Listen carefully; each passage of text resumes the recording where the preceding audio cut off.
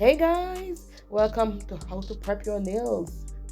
Either refill or infill, either you do an acrylic fill or a gel fill here. This video is suitable. So the first order of business that I will take on is to go ahead and remove my old design. I've been rocking these quote unquote gel X for some time now. So this is like my second design going into my third design. So yes, I'm gonna just remove the old polish. The nails were in a mess, so this is what the nails look like after removing the old polish. So I'll go ahead and just remove anything that's built up under the nails or under the nails.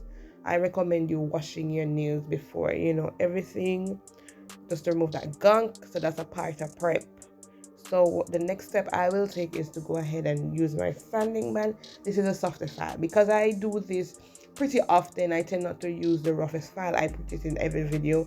If I'm maintaining something, I don't feel the need to be using things that are a little hostile on the nail plate. So yeah, so the softest file. So afterwards, I'm going to go ahead and cut down the nails. I like my nails at this length, but they're soft and they tear pretty easily. So I just cut them down to a suitable length where they're not too short. These I'll call these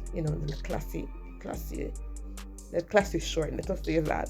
So yeah, so I'm going in with my cuticle bit and I'm going in around the cuticle area to remove any buildup. There's not really much buildup, by the way, so but I'm still going to do that because it's a part of my prep work. I'm going in, removing that, then I'm going with my round bit. This helps me to exfoliate and also to push back the cuticles, especially around the inip.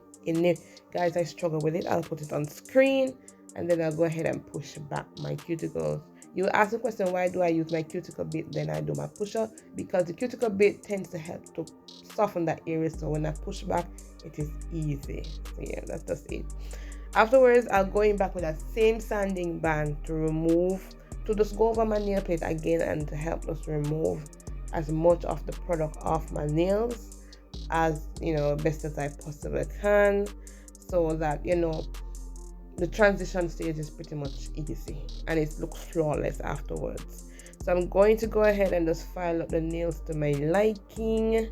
I want them sharp, okay? You hear sharp, nothing less than that. I don't want nothing less than sharp. All right, so I will be switching my nails in all sorts of positions just to get that sharpness of the nails. I'm also going to taper in my nails a little bit because I don't like when my nails are wide, and natural nail tends to grow a little on the wide side.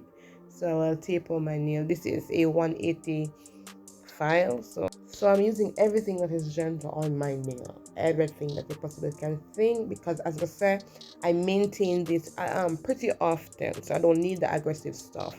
So the next step is to go ahead and cut that dry skin around my nail, which them call it the inepinicium. Yeah, so close but so far. So I'll go ahead and cut that off to get a more clean and defined look. It's not always necessary, but it gives the nail a cleaner look.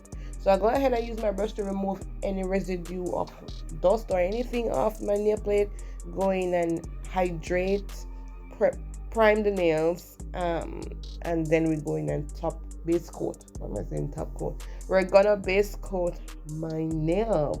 The nails look so clean. Couple years back, my quality of work wouldn't have been this, so I'm really happy where I reach. The standard of where I reach now, but happy. Prep work is good. So this design here was actually a breast cancer awareness month. That was a couple months back. I'm just lacking. I know I've been a very bad girl. but that's how I prep my nails for a flawless application. This is either just top coat, doing regular polish, acrylic application, gel X, whichever. Yeah, nails are looking good. So I hope you guys enjoyed today's video. Don't forget to subscribe, like, comment down below. Also follow me on all my socials, that's Instagram and TikTok, and I'll see you guys in the next video.